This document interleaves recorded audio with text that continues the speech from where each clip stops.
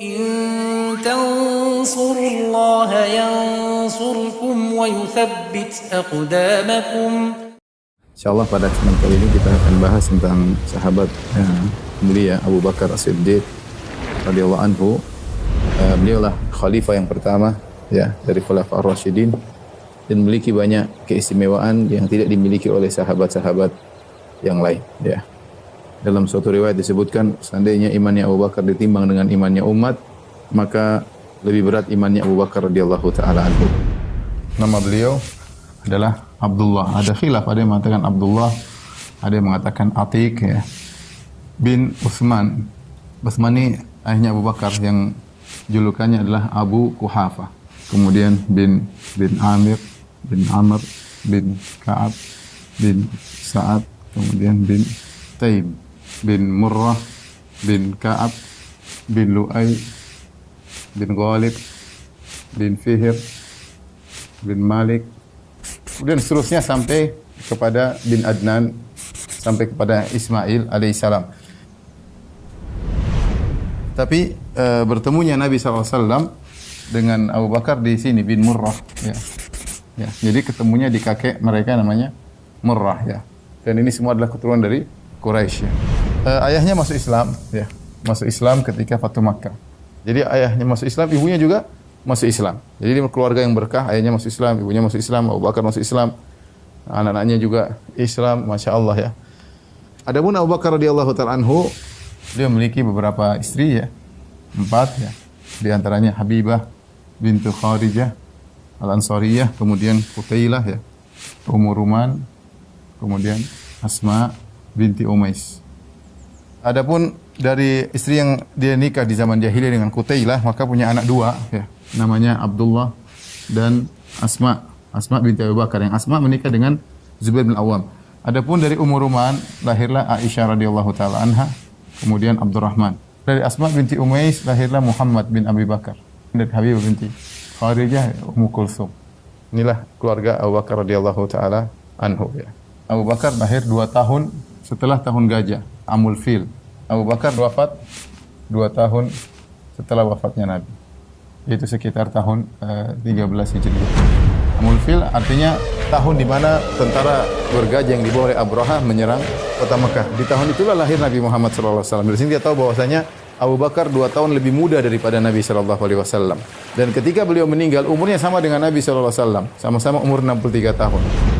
Adapun Abu Bakar radhiyallahu ta'ala anhu, fisiknya sebagaimana disebutkan oleh Aisyah sendiri berkulit putih ya. Orangnya kurus ya. Matanya agak ke dalam mungkin saking kurusnya ya.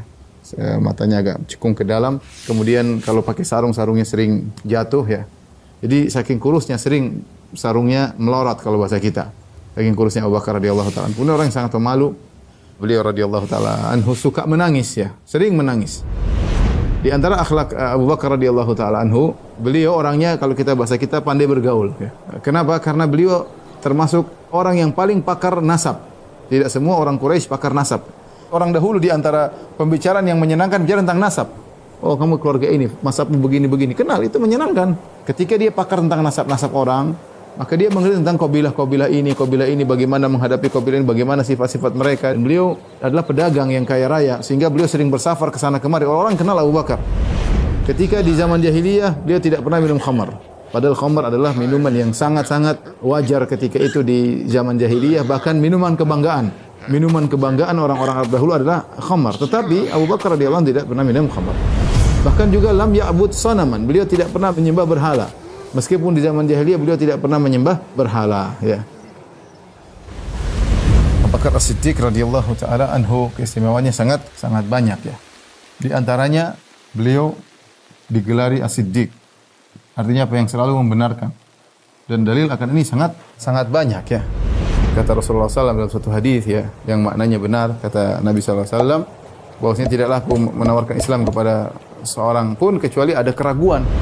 Abu Bakar saja yang langsung membenarkan Rasulullah SAW. Abu Bakar selalu membenarkan Nabi SAW. Jadi beliau ketika ditawarkan Islam tidak ragu, langsung terima. Tidak mikir-mikir dulu ya. Kenapa bisa demikian? Kata para ulama, karena Abu Bakar adalah teman dekat Nabi SAW. Jadi dia tahu benar bagaimana Rasulullah SAW sebelum Nabi menjadi seorang Nabi. Dia tahu kejujurannya Nabi SAW, tahu amanahnya Nabi SAW, sering bareng sama Nabi SAW. Ketika Nabi bilang saya seorang Nabi, dia langsung percaya. Dia langsung percaya. Makanya dia Siddiq. Kemudian di antara kisah Abu Bakar radhiyallahu taala anhu, ya. Beliau orang dewasa yang pertama masuk Islam. Laki-laki yang pertama kali masuk Islam ada 3 orang. Abu Bakar, Ali bin Abi Thalib, Zaid bin Harithah, anak angkat Nabi sallallahu alaihi wasallam. Kalaupun Ali di luar masuk Islam atau Zaid bin Harithah, wajar karena mereka tinggal di rumah Nabi sallallahu alaihi wasallam. Tapi orang luar yang pertama kali masuk Islam adalah Abu Bakar. Dan Islamnya Abu Bakar tidak sama dengan Islamnya Zaid dan Ali bin Abi Thalib. Abu Bakar begitu Islam, langsung dia berdakwah, ya. Pingin tahu siapa yang masuk Islam gara-gara Abu Bakar, luar biasa. Di antaranya orang-orang yang dijamin masuk surga oleh Nabi sallallahu alaihi wasallam. Di antaranya siapa? Utsman bin Affan, Az-Zubair bin Awwam, Talha bin Ubaidillah, Abdurrahman bin Auf, Sa'ad bin Abi Waqqas, Abu Ubaid bin Al-Jarrah. Ini semua termasuk 10 orang dijamin masuk surga. Ini orang-orang yang masuk Islam semuanya lewat Abu Bakar. Semua pahala mereka ngalir kepada Abu Bakar. Ya, kenapa? Karena Abu Bakar yang menunjukkan kebaikan kepada mereka. Man dalla ala khairin falahu mithlu ajli fa'ilihi. Barang saya menunjukkan pada kebaikan bagi dia, pahala orang yang melakukannya. Kemudian di antara keistimewaan beliau bersedekah di awal Islam dan sedekah beliau paling bermanfaat. Makanya kata Nabi SAW, tidak ada harta bermanfaat sama sekali seperti hartanya Abu Bakar kepadaku. Dialah Abu Bakar yang telah memerdekakan Bilal dan beberapa budak-budak yang lainnya. Abu Bakar keluarkan uangnya semua memerdekakan budak. Dan inilah Abu Bakar radhiyallahu ta'ala sedekahnya luar biasa. Dan itu di awal-awal Islam. Di antara juga kata Umar, Rasulullah SAW menyuruh kami bersedekah. Kebetulan saya punya uang ketika itu. Dan Umar selalu bersaing dengan Abu Bakar. Kata dia, saatnya saya mengalahkan Abu Bakar dalam persaingan amal soleh. Ini saatnya. Saya lagi punya duit. Kata Umar, saya pun datang kepada Nabi dengan setengah hartaku. Maka Rasulullah bertanya, yang kau sisakan buat keluargamu apa? Kata Umar, setengah buat aku bawa kepada engkau ya Rasulullah, setengah aku simpan buat keluargaku. Masya Allah. Tiba-tiba datang Abu Bakar dengan hartanya seluruhnya. Rasulullah bertanya, wahai Abu Bakar, apa yang kau sisakan buat keluargamu? Kata Abu Bakar, aku sisakan Allah dan Rasulnya untuk mereka. Subhanallah. Dia sumbangkan seluruh hartanya. Seluruh hartanya sumbangkan di jalan Allah. Siapa Abu Bakar? Imannya luar biasa. Ada sebagian sahabat ingin menyumbangkan harta banyak, Rasulullah SAW melarang. Contohnya Sa'ad bin Abi Waqqas. Dia merasa dia akan meninggal. Dia ingin menyumbangkan hartanya seluruhnya. Kata Rasulullah SAW, jangan. Kemudian juga Ka'ab bin Malik ketika dia diterima taubatnya gara-gara tidak ikut dalam perang Tabuk, dia ingin menyumbangkan hartanya seluruhnya. Kata Nabi, jangan. Tapi ketika Abu Bakar menyumbangkan hartanya seluruhnya, Rasulullah SAW tidak bilang jangan. Rasulullah SAW terima. Kenapa? Rasulullah SAW tahu bagaimana Abu Bakar, bagaimana tawakalnya, bagaimana hebatnya Abu Bakar radhiyallahu ta'ala anhu. Maka di antara keistimewaan Abu Bakar, tidak ada sedekah yang paling bermanfaat bagi Nabi seperti sedekahnya Abu Bakar. Kemudian di antara keistimewaan Abu Bakar radhiyallahu anhu, beliau semangat dalam banyak amal soleh. Dari Abu Hurairah radhiyallahu ta'ala anhu, beliau berkata, qala Rasulullah SAW, Rasulullah SAW pernah bertanya, siapa di antara kalian, wahai para sahabatku, yang berpuasa hari ini? Kata Abu Bakar, saya Rasulullah. Kemudian Rasulullah SAW bertanya lagi, siapa yang hari ini mengikuti jenazah, ya, mengantarkan jenazah sampai dikuburkan? Abu Bakar menjawab, saya ya Rasulullah. Rasulullah bertanya lagi, siapa di antara kalian yang beri makan kepada orang miskin pada hari ini? Abu Bakar mengatakan, saya ya Rasulullah. Rasulullah bertanya lagi, siapa yang hari ini menjenguk orang sakit? Kata Abu Bakar, saya ya Rasulullah. Kata Rasulullah SAW, tidaklah perkara-perkara ini berkumpul pada seorang mukmin kecuali masuk surga, ya. Dan menunjukkan bahwasanya beliau semangat dalam banyak amal soleh. Jadi beliau punya andil dalam banyak amal soleh. Ini beramal, itu beramal, ini beramal, itu beramal. Dan ini jarang orang yang seperti ini, ya. Jarang seperti Abu Bakar radhiyallahu ta'ala anhu. Kemudian di antara keistimewaan Abu Bakar radhiyallahu anhu, beliau satu-satunya yang jadi imam ketika Rasulullah sakit. Bahkan Rasulullah yang suruh. Itu Rasulullah SAW ingin sholat berjamaah. Rasulullah SAW pingsan, tidak kuat di hari-hari akhir hayat beliau. Kemudian Rasulullah SAW terbangun, minta air lagi agar beliau semangat. Dia semangat untuk sholat berjamaah. Ketika beliau tidak mampu, beliau mengatakan, muru Abu Bakrin. Suruh Abu Bakar jadi imam. Setelah 13 hari Rasulullah SAW sakit, pada hari Senin Rasulullah SAW meninggal, itu pada tanggal 12 Rabiul Awal. Tanggal 12 Rabiul Awal tahun 11 Hijriah. Ketika Rasulullah SAW meninggal, maka Umar bin Khattab radhiyallahu anhu tidak menerima hal tersebut. Maka Umar waktu itu berteriak di hadapan para sahabat, demi Allah Rasulullah SAW belum meninggal. Sungguh Allah akan bangkitkan dia kembali. Dan dia akan memotong kaki-kaki dan tangan-tangan ya mereka, yaitu orang munafik. Ya. Kata Umar menjelaskan, dia menyesal. Dia mengatakan, wallahi ma kana yaqa fi nafsi illa dza. Ketika itu tidak ada terbetik dalam benakku kecuali Rasulullah tidak meninggal. Rasulullah SAW tidak meninggal. Dan orang tidak ada yang berani menegur Umar karena karismatik Umar. Dan orang pada bingung Rasulullah SAW meninggal atau tidak. Maka Abu Bakar keluar. Abu Bakar berkata, wahai yang bersumpah, tenang, jangan kemana-mana. Dia diamkan Umar. Tatkala Abu Bakar mulai ngomong, Umar diam, tidak berani ngomong di hadapan Abu Bakar radhiyallahu taala anhu. Abu Bakar kemudian memuji Allah, menyanjung Allah. Kemudian beliau berkata, ketahuilah siapa yang menyembah Muhammad sallallahu alaihi wasallam, sungguhnya Muhammad telah meninggal. Barang siapa yang menyembah Allah, sungguhnya Allah Maha hidup dan tidak mati.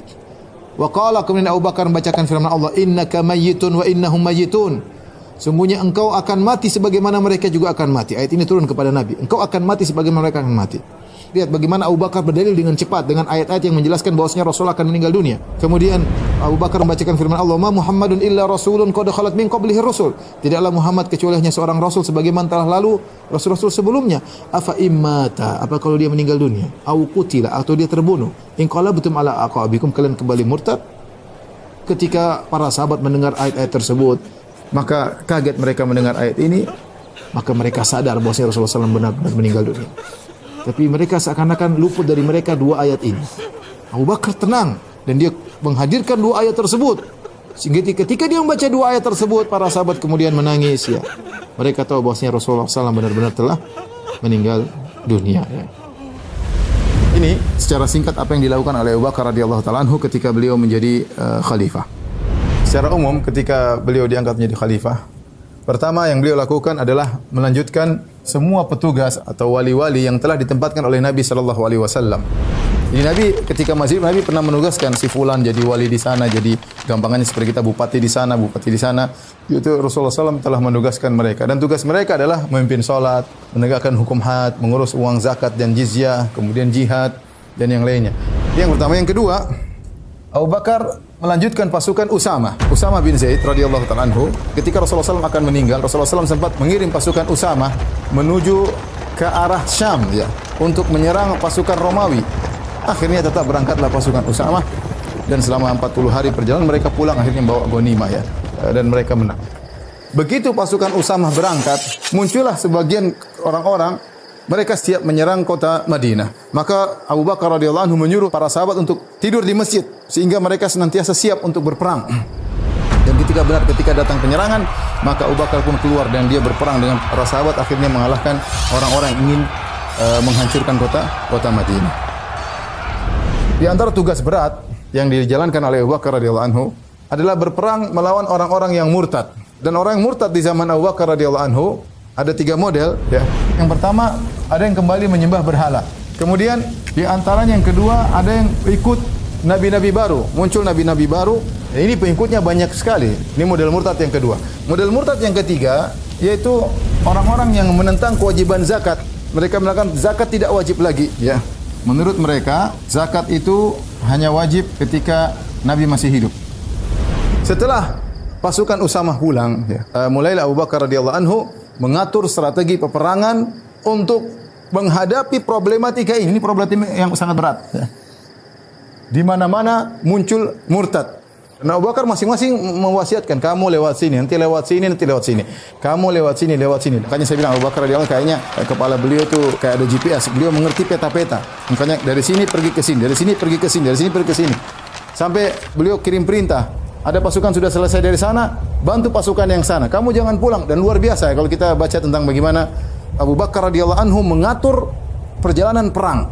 Dan dia di Madinah dan dia mengatur seluruhnya. Karena ada surat datang, kemudian dia lihat kondisi, mendengar kondisi, maka dia kirim pasukan, maka dia pindahkan pasukan dari sini, pasukan ke sana. Perjuangan hebat dari Abu Bakar dan para sahabat. Akhirnya Abu Bakar radhiyallahu ta'ala anhu di bulan Jumadil Akhirah tahun 13 Hijriah, beliau sakit dan sakitnya parah ya. Dan beliau menyuruh Umar bin Khattab untuk menjadi imam. Dan para sahabat menjenguk Abu Bakar radhiyallahu ta'ala anhu. Ketika Abu Bakar akan meninggal dunia, dia berkata, "Coba lihat, sejak aku jadi khalifah, hartaku apa saja yang bertambah? Coba cek. Kalau ada hartaku yang bertambah, tambahannya kirim kepada khalifah setelahku, itu kepada Umar bin Khattab radhiyallahu anhu."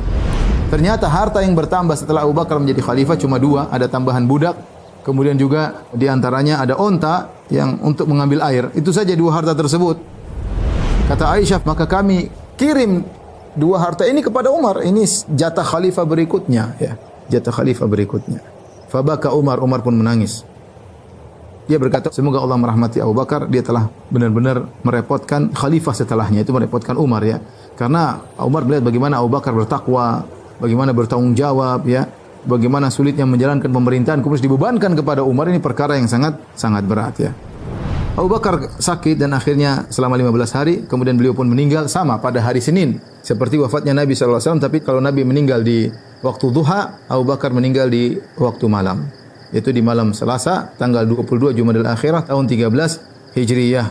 Dan wafat ketika usia beliau 63 tahun, persis seperti usianya Nabi SAW. Kemudian dikuburkan di samping Nabi SAW, di mana agak mundur dari Nabi SAW, jadi menghadap kiblat. Kalau Nabi di depan, ini kepala Nabi misalnya menghadap kiblat, maka Abu Bakar agak di belakang, sama menghadap kiblat, tapi kepala Abu Bakar di pundak Nabi SAW.